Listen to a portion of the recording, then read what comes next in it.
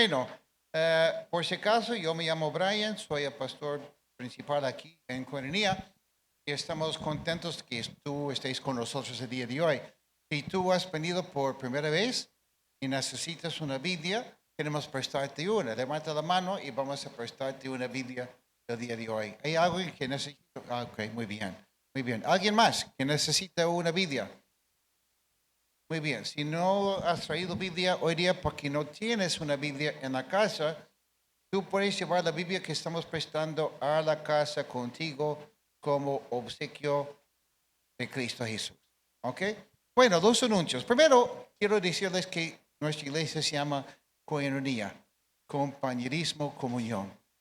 Nuestro deseo es que cada persona que exista aquí, que pueda tener comunión y compañerismo con Dios primero. Justo hemos cantado de esta gran verdad, que podemos tener, que nuestra vida, nuestro corazón puede ser una habitación para Dios. Y claro que entre nosotros también la iglesia llega a ser el lugar donde Dios se manifiesta entre nosotros. Y como consecuencia, cuando ya tenemos comunión y compañerismo con Dios, Dios nos pone en la familia tuya también. Entonces, lo que Dios quiere no es que asistamos a la iglesia el día domingo, aunque también es bueno, sino que podamos tener compañerismo con los demás hermanos y crecer juntos en la fe, ser discípulos de Cristo Jesús. Entonces, yo te invito, ven y probar que Dios es bueno, como hemos leído en el Salmo esta mañana. Ok. También en la iglesia entendemos que una parte de nuestra visión, porque es bíblico, es hacer discípulos. Lo hacemos aquí en Lima. Tenemos pastores y misioneros en diferentes lugares del Perú también. Y pronto vamos a tener, Dios mediante, una persona en el extranjero. El domingo que viene vamos a hacer un anuncio acerca de esto. Espero que puedan prestar atención. Pero también una forma de hacer discípulos es cuando la persona dice, yo quiero tomar en serio mi caminar con Cristo. En mi caso, no es el caso de todos, en mi caso Dios quiere que yo le sirva un poco más de tiempo. Y por eso tenemos la escuela de misiones. No es para los que van a ser misioneros toda su vida, sino estas personas que quieren dedicar un año a aprender cómo servir al Señor el resto de su vida. Es un año de compromiso porque los estudiantes empiezan el año aquí en Lima, van viajando en diferentes sitios del Perú donde hay pastores que les enseñan y también aprenden cosas prácticas. Cuando están en la selva, aprenden cómo es la vida en la selva. Aprenden a manejar el peque y cosas así.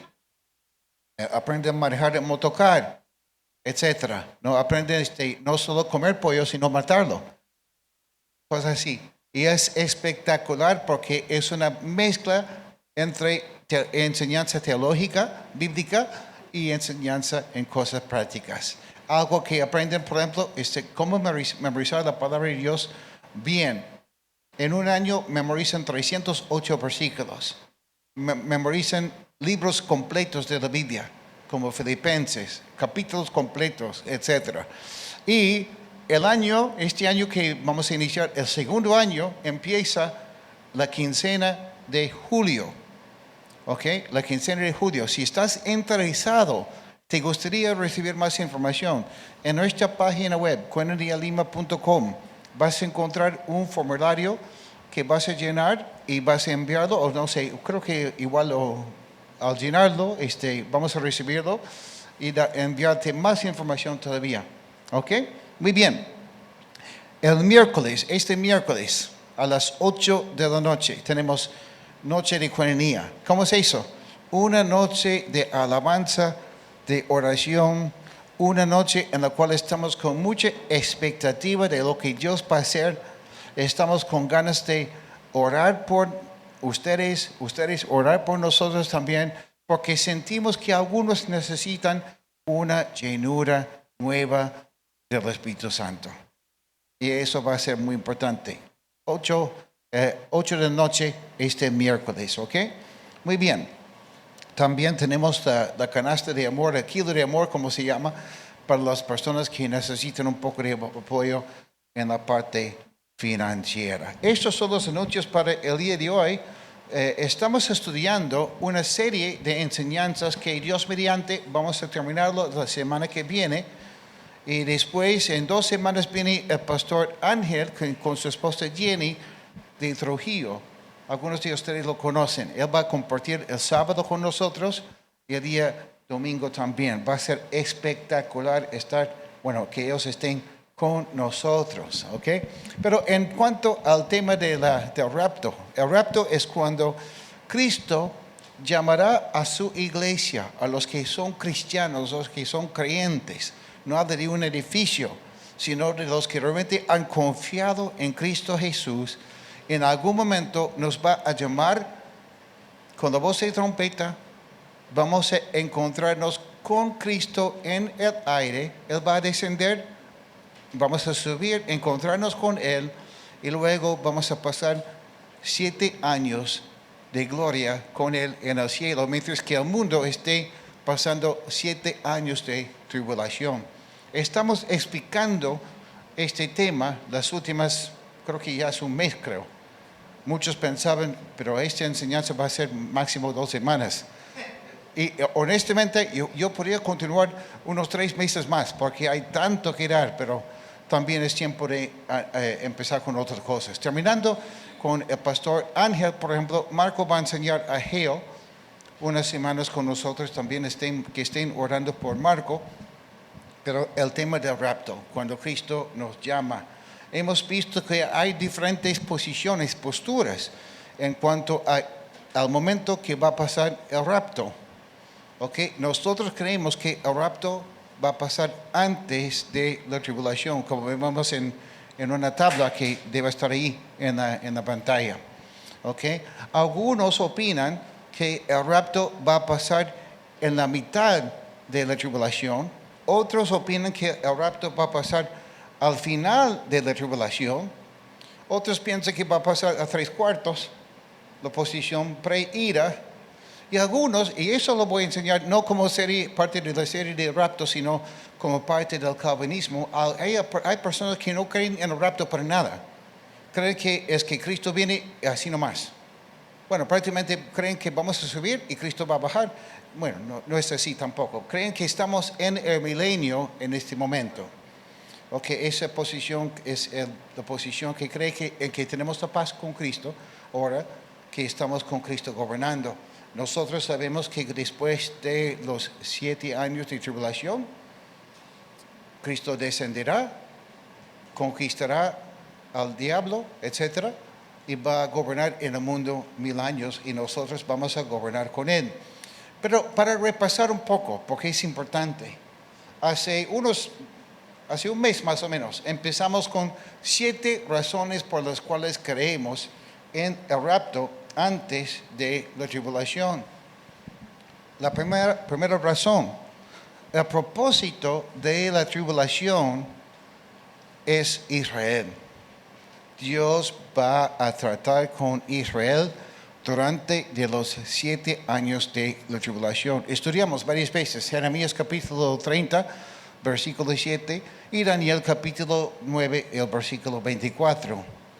También hemos visto otro motivo por el cual creemos en el rapto antes de la tribulación, es que no aparece la iglesia en la tierra durante el periodo de la tribulación, según Apocalipsis capítulo 4, al final del libro 22. Tercera razón, Dios prometió a la iglesia ser una exención, discúlpeme, está mal escrito, una exención de la ira divina. Y por eso en que la tribulación habla de la ira de Dios, es un tiempo cuando Dios derrama su ira sobre el mundo. Nosotros no tenemos por qué estar aquí, porque no somos de la noche, no somos de las tinieblas, sino somos del día, somos de la luz. ¿Ok? Cuarta razón, el rapto es inminente. ¿Qué quiere decir eso? Que Cristo podría venir en cualquier momento. Y si creemos que el rapto va a pasar a la mitad o al final de la tribulación, la venida de Cristo ya no es inminente. Tendríamos que esperar. La quinta razón, el rapto es un consuelo. Es un consuelo para los cristianos. Debe animarnos ¿no? Y si yo pienso que voy a tener que pasar por la tribulación con todo lo que va a pasar, ya no es un consuelo, sino asusta más bien, preocupa más bien, ¿no? El rapto es un consuelo para su iglesia. La sexta razón, el anticristo no puede ser revelado hasta que el que lo retiene es sacado. Y eso también terminamos con la enseñanza de 2 de Tesalonicenses 2:3 anoche, que hemos visto que la apostasía es el rapto. Y el rapto tiene que pasar antes de que el anticristo sea revelado. Y lo explicamos muy bien anoche, muy bien sustentado ese argumento. ¿Ok? Y la séptima razón es que hemos visto los paralelos simbólicos que enseñan acerca del rapto en la Biblia. Entonces, hoy día nos toca explicar por qué el rapto no puede pasar a la mitad de la tribulación. ¿Ok? ¿Por qué no puede pasar en la media parte de la tribulación? ¿Ya? Los argumentos primero. ¿Por qué dicen algunos que el rapto va a pasar a la mitad de la tribulación? Un argumento que no voy a explicar, porque lo explicamos ya hace unas semanas, tiene que ver con la palabra ek. Justo hablamos de eso, Pedro y yo, hace un poco, ¿no? Que la palabra ek, que quiere decir en griego, puede decir que vamos a ser protegidos a través de la tribulación o sacados de. Y un argumento, supuesto argumento de los que creen en el rapto a la mitad, es que dicen que la palabra ek solo significa que tenemos que pasar por o a través de la tribulación. Y hemos visto que no es así. ¿Ok? Entonces, para nosotros hoy día, el primer argumento, aunque la iglesia está exenta de la ira de Dios, los que creen en la tribulación, creen en el rapto a la mitad de la tribulación, sí dicen que somos exentos a la ira de Dios. Ellos sí aceptan eso. Dicen que la iglesia estará en la tierra durante la primera mitad de la tribulación, porque la ira de Dios en realidad no comenzará hasta la segunda mitad del periodo de la tribulación. O sea, la ira de Dios, sí somos exentos a la ira de Dios, pero la ira recién empieza con la segunda mitad, dicen ellos. Y por eso tenemos que estar aquí. ¿Ok? Bueno, ya hemos visto varios argumentos en contra de esa postura, ¿no es cierto? Pero en el libro de Apocalipsis, dicen ellos, el rapto se describe en el capítulo 11 y el versículo 12. Que ocurrirá a la mitad. ¿Y por qué dicen eso? Porque si yo creo que el rapto va a pasar a la mitad de la tribulación, tengo que encontrar el rapto ahí. Tengo que encontrar el rapto a la mitad, ¿no es cierto? Si no, no hay ningún motivo por lo cual voy a creer que el rapto es a la mitad. Y ellos dicen que el rapto aparece en Apocalipsis capítulo 11. También dicen, según 1 Corintios capítulo 15 y el versículo 52, el rapto ocurrirá al sonido de la última trompeta. Y según Apocalipsis 11:12, la última trompeta sucederá a la mitad o en la mitad de la tribulación. Dicen, tanto Daniel como el libro de Apocalipsis describen la última mitad de la semana 70 de Daniel como un tiempo de tribulación y terror, con el anticristo gobernando en el mundo desde Jerusalén y los juicios más severos derramados sobre la tierra. Y hay unos versículos que van a encontrar en los apuntes en la página web de Coinonía que ellos usan para sustentar su argumento. Dicen, algún evento significativo en el punto medio de la semana 70 tiene consecuencias drásticas para este planeta. Se supone que este evento es el rapto, que el toque de la séptima trompeta en Apocalipsis capítulo 10, versículos 7 y 11:15 se relaciona con la última trompeta de 1 Corintios 15, 52. Y que el rapto de los dos testigos en Apocalipsis 11 es una descripción simbólica del rapto. Porque se acuerdan, si los que han estudiado Apocalipsis, uno de mis capítulos favoritos de la Biblia, capítulo 11 de Apocalipsis, hay dos testigos que están testificando, predicando, haciendo señales, prodigios, etc. Y el anticristo y los enemigos intentan matarlos y no pueden matarlos hasta que terminen con la obra que Dios tiene para ellos. Y después de que termine la obra, sí, Dios permite que el enemigo los mate. Y cuando esos dos testigos están muertos en la calle de Jerusalén y todo el mundo los ve, obvio que eso tiene que ver con los últimos días, porque hace poco eso no iba a ser posible, que todo el mundo puede verlos, pero hoy día con la tecnología entendemos que sí, ¿no? Todos tienen celular, hasta en la selva tienen celular, en la parte más profunda de la selva, y pueden verlo.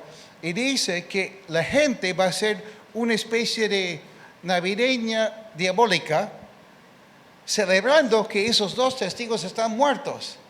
Y al tercer día, Dios va a darles vida de nuevo, se van a resucitar, van a levantarse, aquí estamos, y los del mundo, ¡ay! ¡Oh no! Otra vez, y van a ascender al cielo, una especie de rapto. Entonces la posición de los que creen en el rapto a la mitad de la tribulación es que estos dos ascienden al cielo en una especie de rapto. Dicen ellos los juicios anteriores en el libro de Apocalipsis, incluidos los juicios de los sellos y los juicios de las 6 trompetas, porque son 7 en total, y la séptima sería en este momento, no se ven como la ira de Dios, sino como la ira del hombre. O sea, es el hombre que está derramando su ira al inicio de la tribulación. Busquen en sus vídeos 1 de Tesalonicenses. Ya terminamos con la introducción. Si no están en nada, están diciendo, Brian, lo que tú me hablas es chino para mí. Intenta captar algo que vas a llevar a casa hoy día. Y vamos aprendiendo. Fíjate en lo que sí puedes entender y no te preocupes por lo que no entiendes. ¿Ok? Así vamos aprendiendo la palabra de Dios poco a poco. Ahora también te das cuenta que las personas que dicen, yo leí la Biblia una vez y ya entendí. ¿Qué? No se han dado cuenta de lo complejo que es la palabra del Señor. 1 de Tesalonicenses 1, versículos 9 y 10, que dice, ellos mismos cuentan de lo bien que ustedes nos recibieron y de cómo se convirtieron a Dios, dejando los ídolos para servir al Dios vivo y verdadero. Qué lindo es eso, ¿no? Quizás en tu caso has venido aquí hoy día esperando otra cosa. No esperabas una enseñanza acerca de cosas así. Pero hoy día Dios quiere, en primer lugar, que tú entiendas que tú necesitas de Cristo en tu vida. Que Cristo te ama. Que Cristo dio su vida por ti. Y que tú debes servirle. Claro que quizás no tienes nada que ofrecerle en este momento. Y justo es lo que Él busca. La persona quebrantada.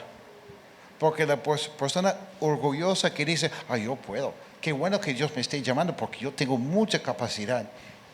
Esa es la persona que no.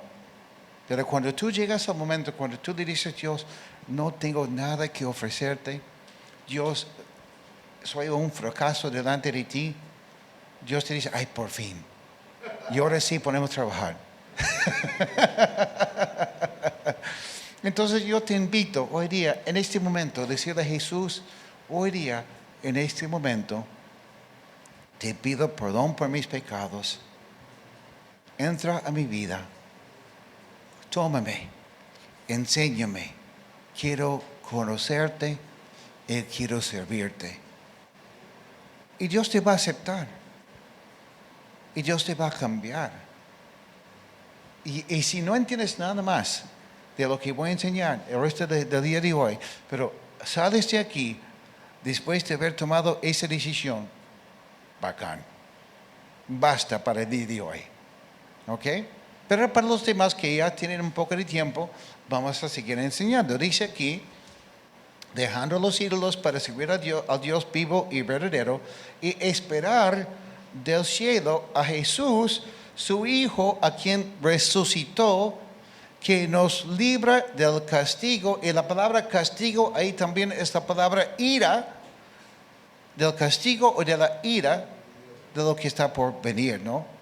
Bueno, los que dicen que la primera mitad de la tribulación no es la ira de Dios, es la ira del hombre.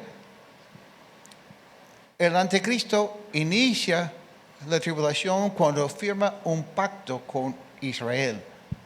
Eso es lo que inicia la tribulación. ¿Ok? Y el anticristo es una expresión de la ira de Dios. Porque en el momento que la persona o que el mundo, que las naciones aceptan que el anticristo sea su líder, oye, eso ya está mal. El mismo hecho que el mundo acepte al anticristo, aunque traerá al inicio una paz temporal, esa paz es nada más que una paz que sirve para que la gente confíe más en el anticristo. Es como el que es un gran mentiroso, estafador, que te dice la verdad al inicio para que empieces a confiar en él. Oye, esa persona sí es de mucha confianza. Yo creo que sí, claro que confío en él. Porque yo le presté 5 soles y al día siguiente me lo devolvió. Y poco a poco te va subiendo hasta que estás dispuesto a prestarle 5,000 soles. Y cuando le prestas 5,000 soles se desaparece. Y te das cuenta de que todo ha sido un proceso planeado para estafarte de lo grande. Así va a ser con el anticristo también. Él va a traer una paz al mundo, pero justo esa paz es para engañarles a todos. Los juicios, los 7 juicios, los 7 sellos, mejor dicho, y las trompetas ocurren en la primera mitad de la tribulación también. Los sellos y las trompetas terminan con referencias al templo y su profanación por el anticristo. ¿Ok? El planeta, menos Israel, bueno, ellos también van a sufrir, pero no tanto como en la segunda mitad. Pero el planeta sí va a sufrir mucho en los primeros 3 años y medio de la tribulación. Busquen en sus Biblias el último libro de la Biblia, Apocalipsis, el capítulo 7.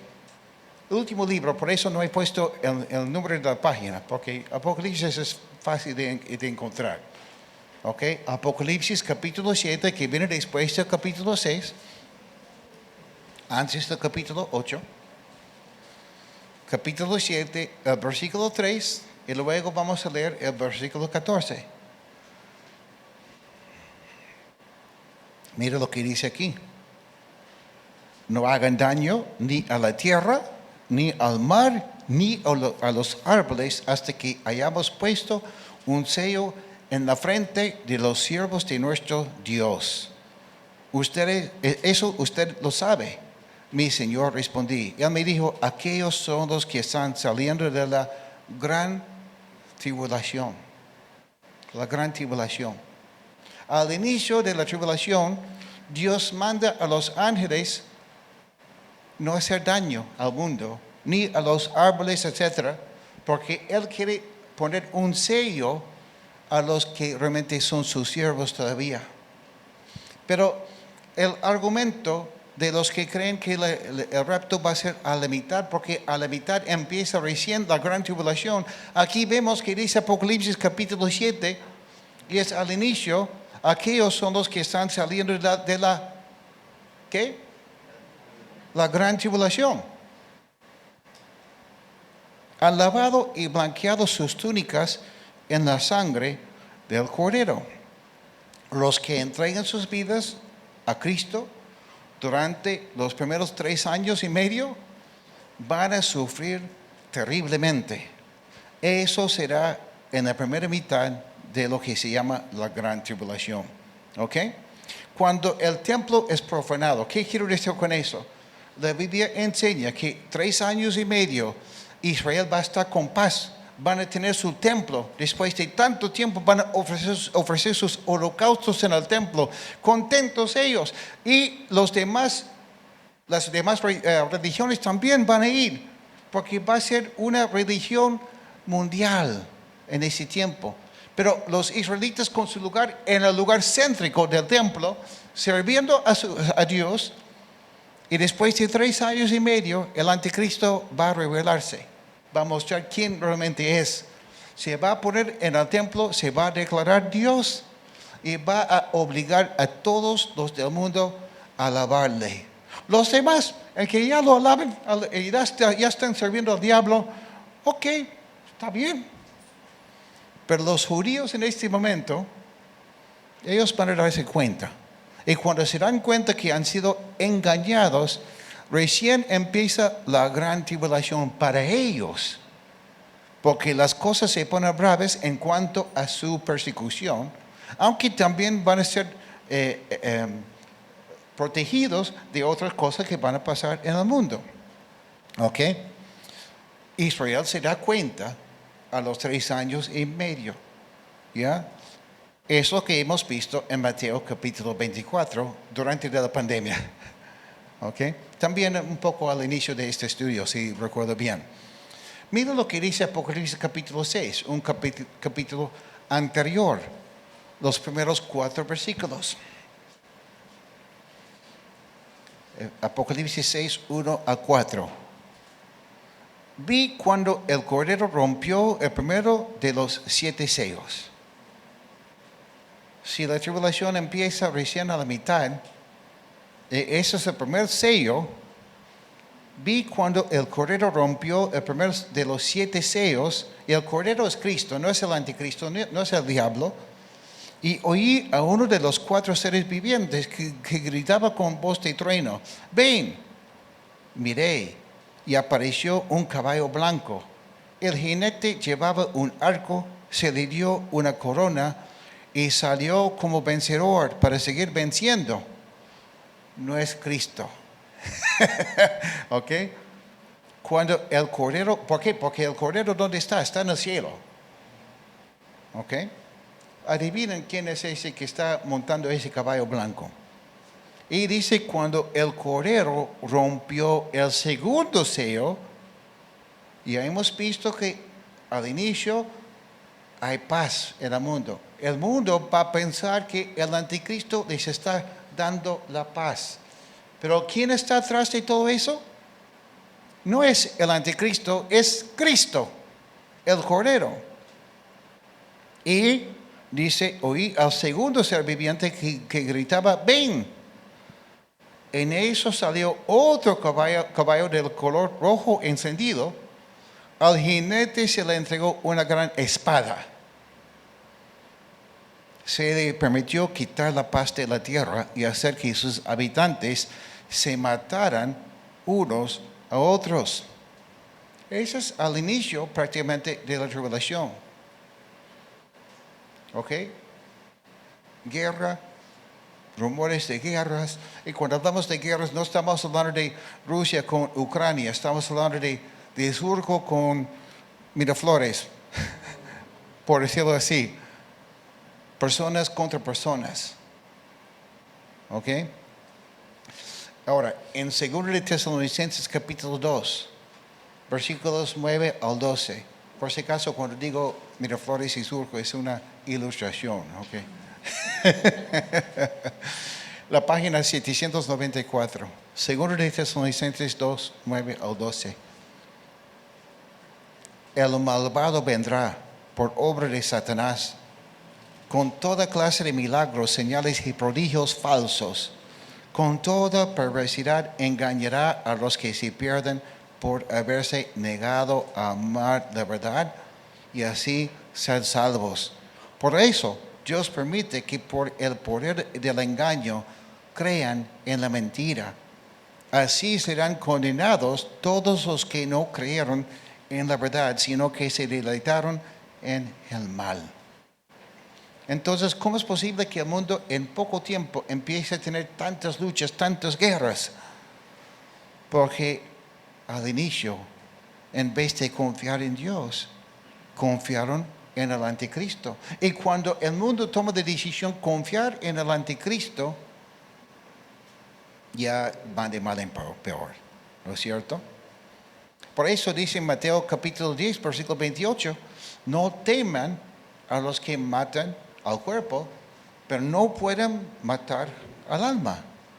Temen más bien al que puede destruir alma y cuerpo en el infierno. Cuán importante es temer a Dios. Porque si no temas a Dios, vas a temer a los hombres. ¿Ok? Los sellos están siendo abiertos. El primer sello, engaño, mentira, una paz falsa.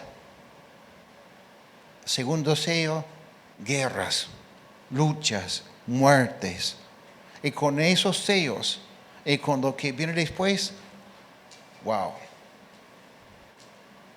Satanás va a ser expulsado del mundo y el mundo juzgado e Israel salvado. Por eso es a largo plazo, ¿no?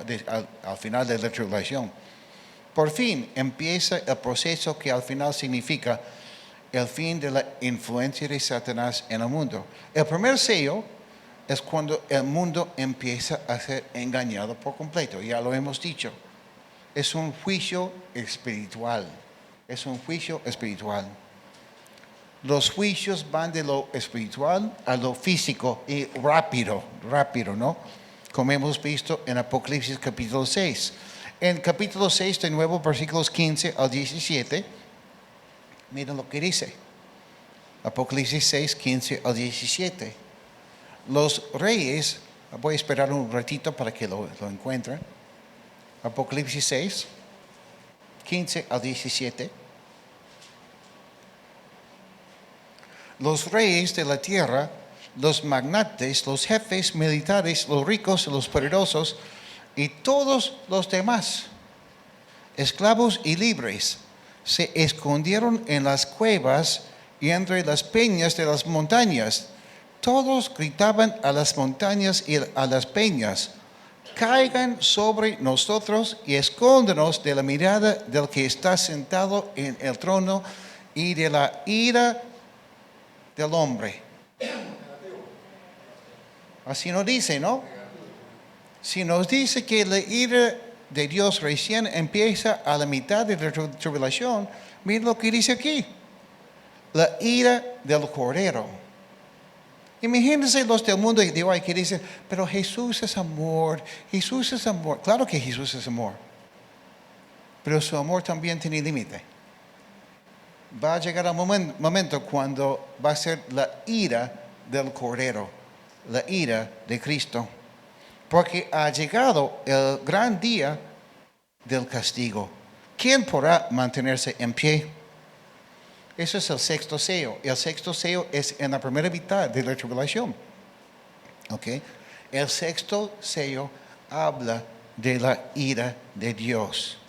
Y ahora, los que creen en el rapto a la mitad dicen, mira, recién empieza la ira porque es la primera vez que la palabra ira es usada cuando se habla de los sellos y de la tribulación. ¿Será así? Una pregunta. El diluvio de Noé. En ese momento Dios estaba derramando su amor o su ira sobre el mundo. ¿Cuántos dicen el amor? ¿Cuántos dicen que Dios estaba derramando su ira sobre el mundo en el diluvio? Están bien, es correcto. ¿Saben que en la historia del diluvio, la Biblia nunca usa la palabra ira? Entonces, el hecho que Dios esté derramando su ira y no usa la palabra ira, no significa que no hay ira. ¿Ok? Los paganos en este momento en Apocalipsis dicen, ¡oh! es la ira de Dios.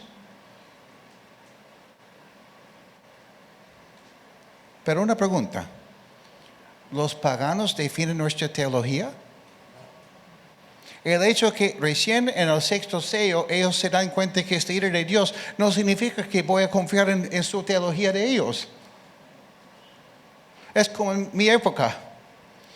Cuando yo nací en Cristo, muchas iglesias decían que no era lícito tocar guitarra eléctrica ni batería en la iglesia.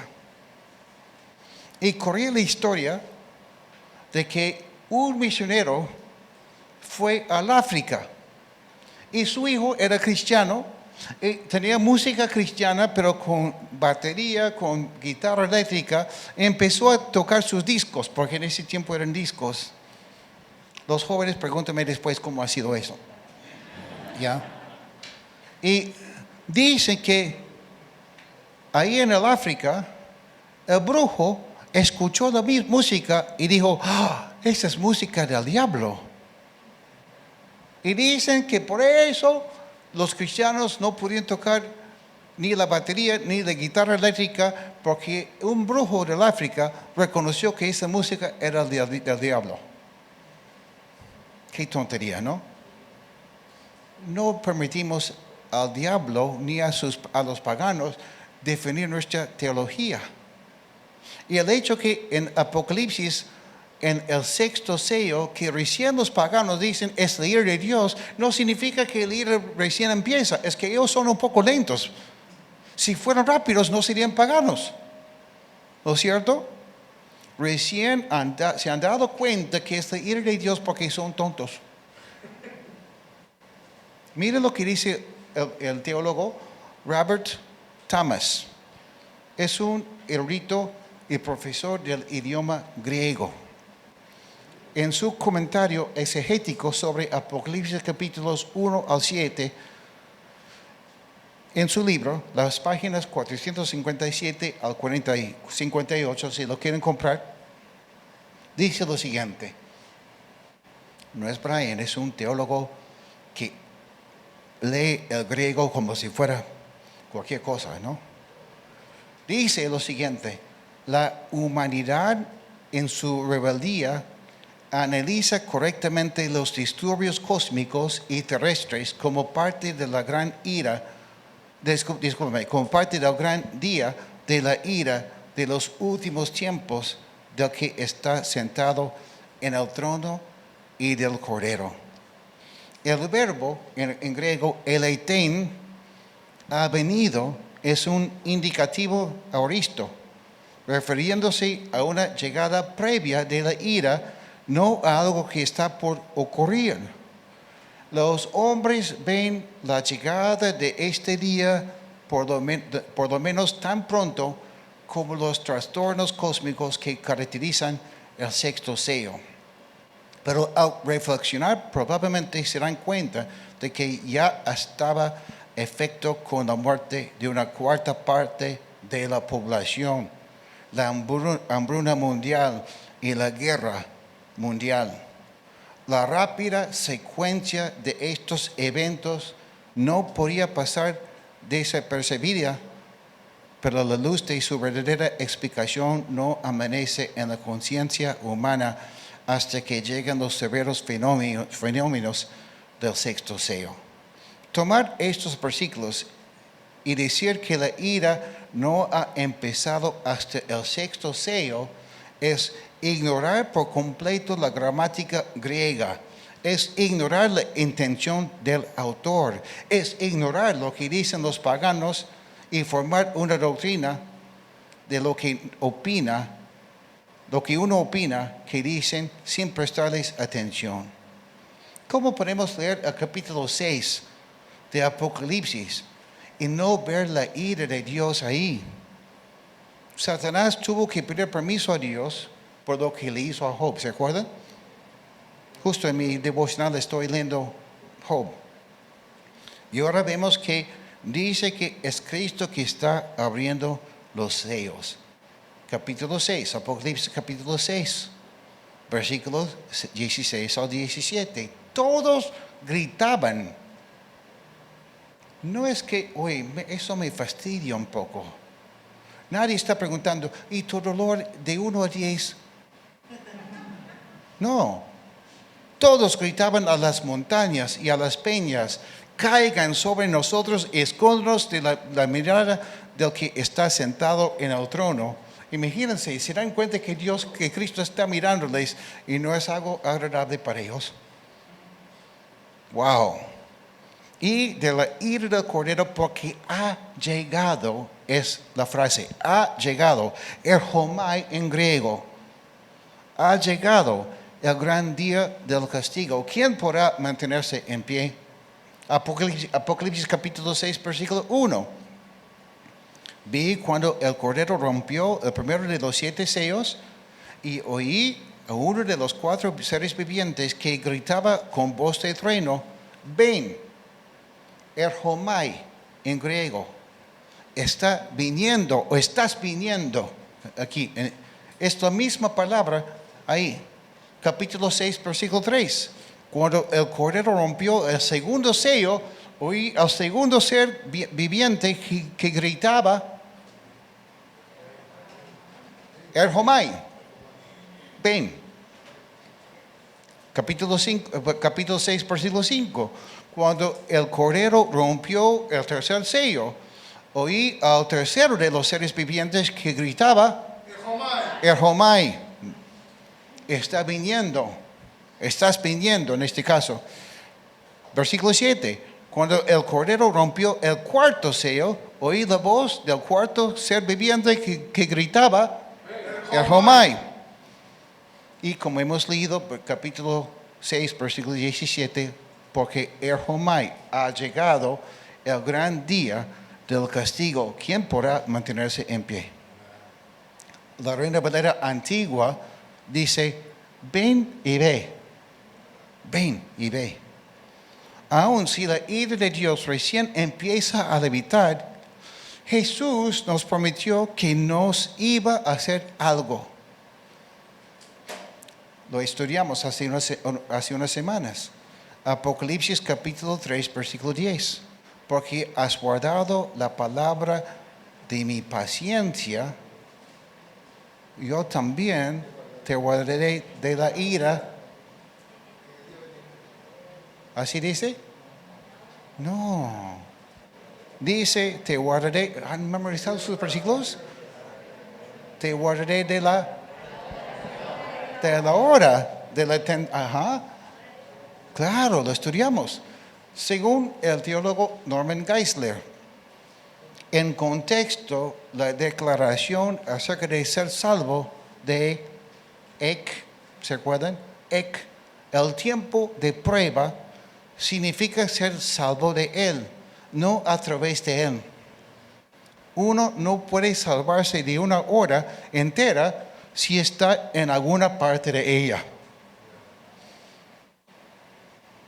No lo digo yo, sino Norman Geisler, un teólogo. Si creemos que el rapto ocurrirá a la mitad de la tribulación, tenemos que encontrar el rapto en la mitad en la Biblia. No puedo decir, yo creo que está a la mitad. Ok, ¿dónde? Esta es una de las dificultades que tienen aquellos que creen que el rapto va a pasar a la mitad. ¿Dónde está en la Biblia? Según su postura de esas personas, usan Apocalipsis capítulo 11, versículo 12, como yo les he dicho. 11 y 12. Apocalipsis 11, 12.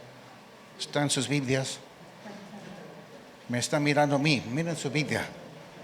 Sé que tengo una cara bonita, pero... Entonces los 2 testigos oyeron una potente voz del cielo que les decía, suban acá. Pero el contexto es importante. Como hemos explicado, en los versículos 3 al 13, están testificando, es obvio que ellos son testigos, son 2, no son ni 20, no 200, no 2000, sino son 2. Y la gente hace una fiesta navideña satánica, por decirlo así. Y son dos los que suben al cielo. Son dos profetas, probablemente judíos. Muchos opinan, casi todos opinan que son Moisés y Elías. No son gentiles. ¿Ok?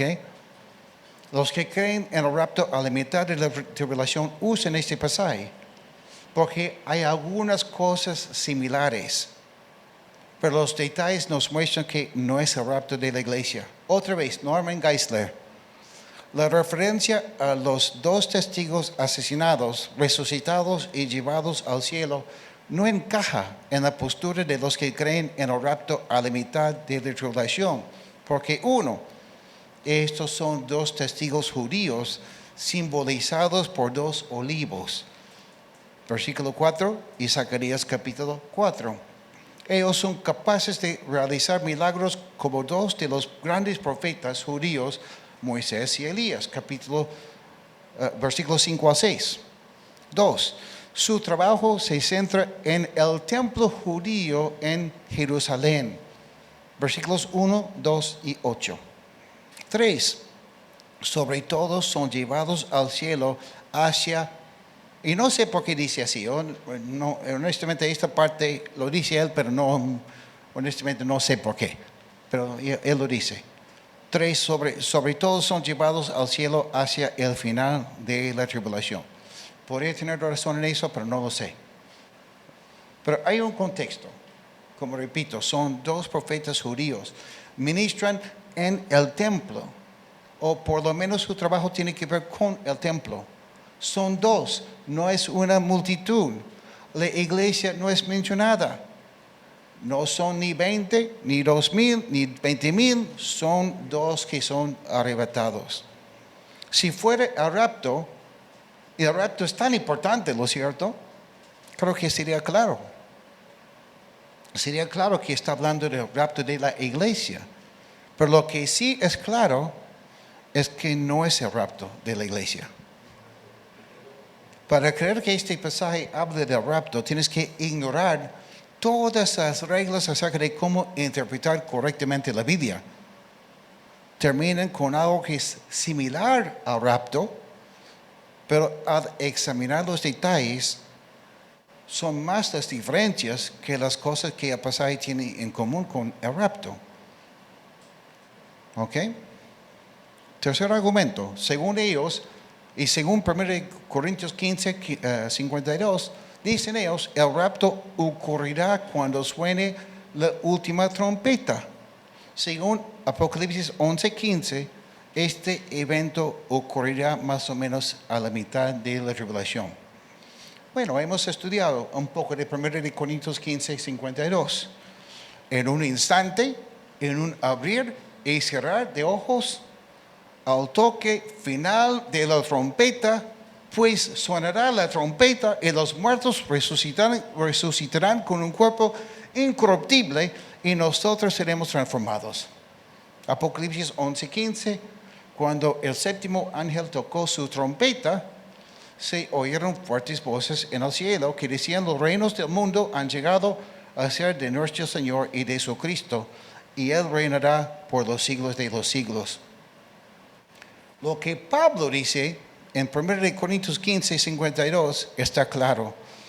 El rapto ocurrirá cuando suene la trompeta.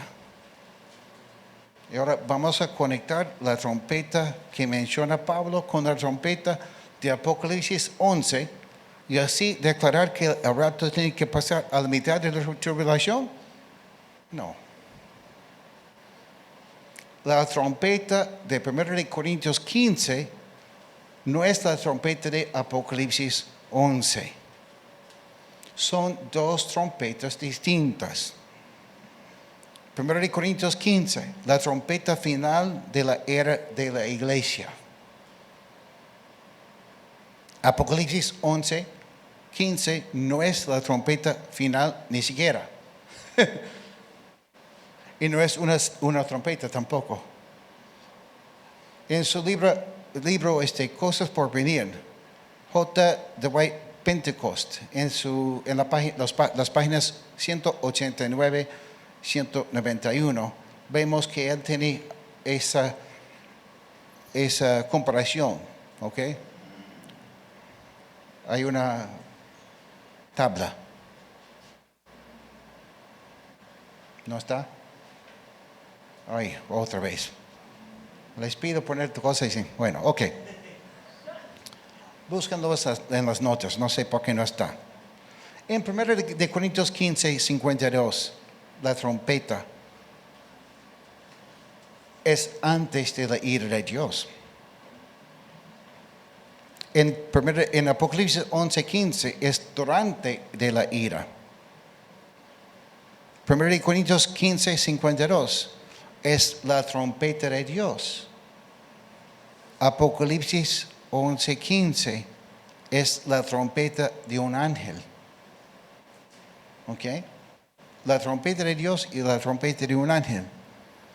En 1 Corintios 15 es una trompeta singular. En Apocalipsis es una serie de trompetas. No, ok. En 1 Corintios 15, 52, la trompeta tiene que ver con la resurrección. Los muertos en Cristo resucitarán, dice. En Apocalipsis 11 no vemos una resurrección. 1 de Corintios 15, 52 habla de la gloria. Apocalipsis 11, 15 habla del juicio.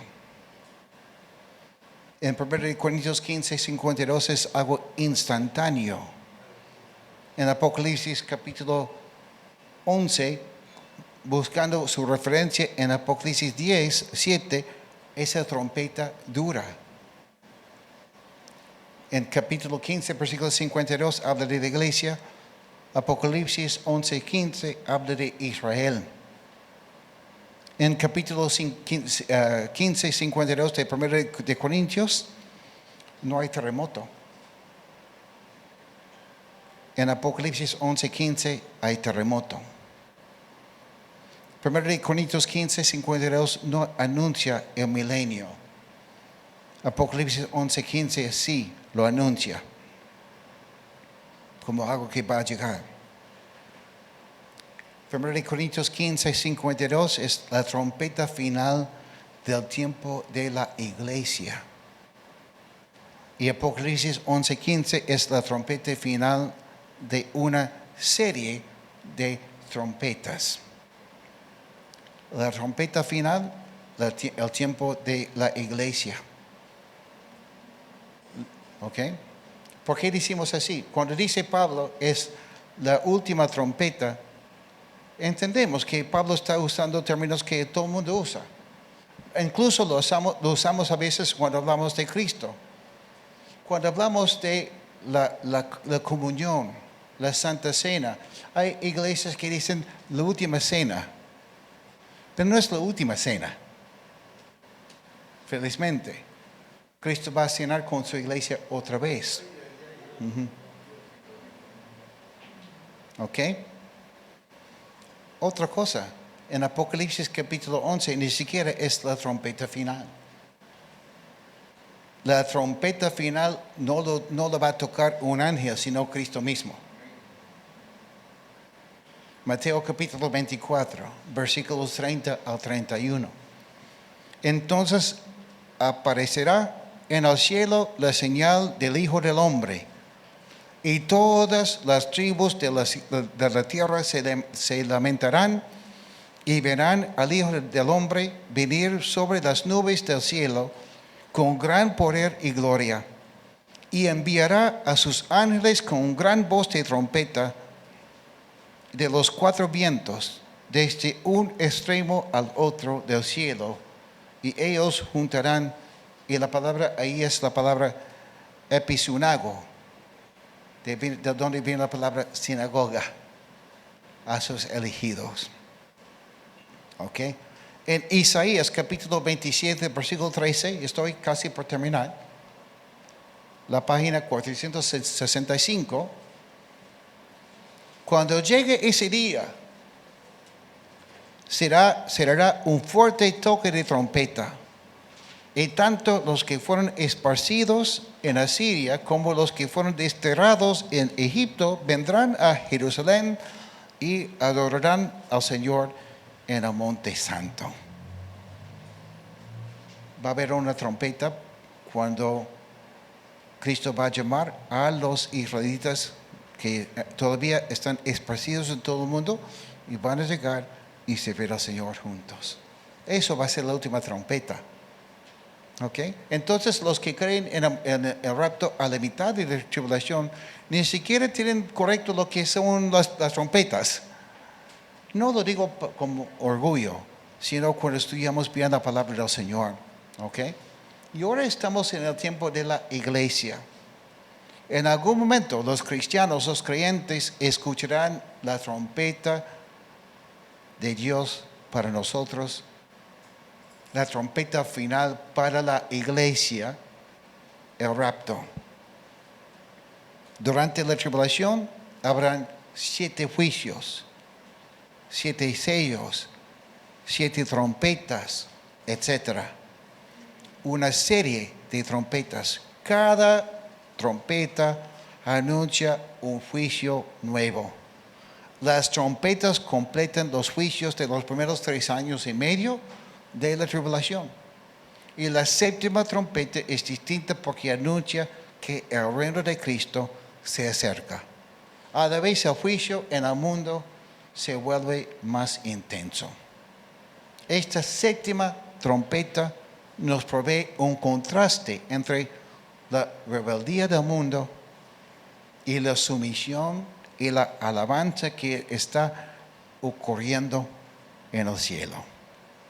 Al final de la tribulación hay una trompeta cuando Cristo reúne a Israel y inicia su gobierno en el mundo por 1000 años. ¿Ok? Y así creo que, honestamente, si analizamos bien la cosa, podemos vivir con confianza sabiendo que el rapto no va a pasar a la mitad de la tribulación, sino en cualquier momento. Y como dice Pablo, con eso debemos de animarnos los unos a los otros. ¿Cómo les parece? Una forma de animarlos los unos a los otros es saber lo que dice la palabra del Señor y tenerlo memorizado. Y ahora hay un grupo de jóvenes que pensaron que se habían escapado. Pero yo quería dejarlo al final de esta vez, porque una de las cosas que nos anima es ver cómo vamos creciendo en la fe y en obediencia al Señor. Hay unos jóvenes que van a venir y van a recitar los versículos de memoria para animarnos. Vengan. Y luego vamos a terminar con alabanza. Bueno, con oración y con alabanza. ¿Ok? Les animo, esta semana es reunión de alabanza y oración el miércoles a las 8 de la noche. Vengan con ganas de alabar al Señor, recibir lo que Dios tiene para ustedes y para mí también. Aunque no hay grupo Comunidad esta semana, he publicado unas preguntas para apoyarnos a repasar y seguir aprendiendo. Y si hay versículos de memoria, por si acaso. ¿Ok? Señor, gracias por lo que hemos visto en tu palabra. Gracias porque podemos vivir con confianza, sabiendo que tú nos vas a llamar en cualquier momento. Gracias porque es un privilegio estudiar tu palabra, la Biblia, de una manera profunda así y aprender más de ti. Pedimos más entendimiento todavía en los meses que vienen. Pedimos por aquellos que no te conocen para que te puedan conocer. Pedimos por nuestros pastores y líderes en diferentes lugares del Perú, para que tú los animas, los cuides, los uses esta semana también. Gracias, Señor, por permitirnos conocerte y servirte. Te amamos, Cristo. Amén. Ok. ¿A quién le toca con el micrófono? Sí, todos a la vez. Ya, ¿cuál número? Con Tito, ¿sí? Ahí, ya. Primero decir el versículo y luego... Tú dices la cita y te seguimos con el versículo. Ya. Empezamos. Tito 3, del 4 al 8.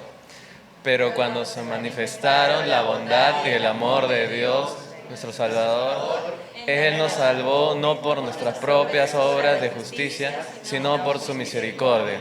Nos salvó por medio de la regeneración y de la renovación por el Espíritu Santo, el cual fue derramado abundantemente sobre nosotros por medio de Jesucristo nuestro Salvador.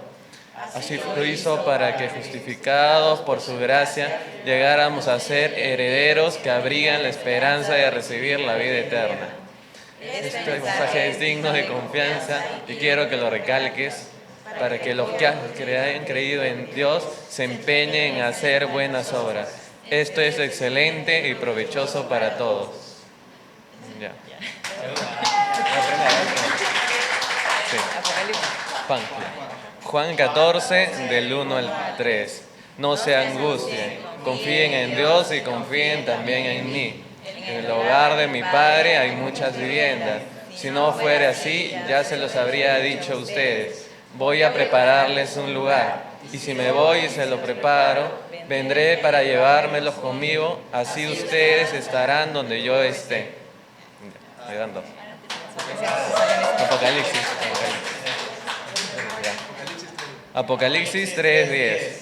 Ya que has guardado mi mandato de ser constante, yo por mi parte te guardaré de la hora de tentación que vendrá sobre el mundo entero, para poner a prueba a los que viven en la tierra. Ya.